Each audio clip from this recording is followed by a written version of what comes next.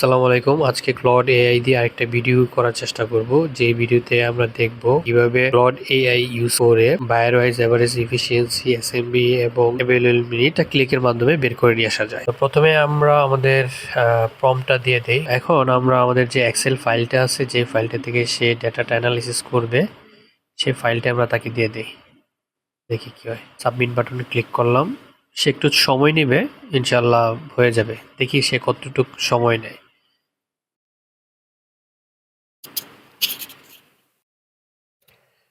ওকে, আমরা already result পেয়ে গেছি।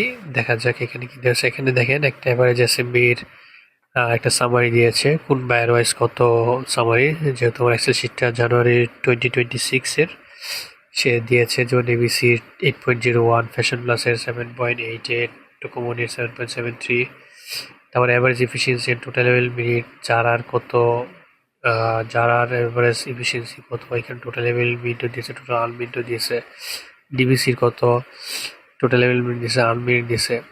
তো বুঝতেই পারতেছেন মোটামুটি ও একটা পারফেক্ট রেজাল্ট দেওয়ার চেষ্টা করছে। এখানে একটা জিনিস দেওয়া আছে, এটা ক্যালকুলেশনটা কীভাবে আছে এটা আমি দেখার চেষ্টা করবো। বাট আমি একটা জিনিস চাইছিলাম যে মিনিট আলাদা করে দেওয়ার জন্য, বাট এখানে যেহেতু সে বলেই দিছে, এর জন্য সে আলাদা করে কোনো মিনিট দেয় নাই।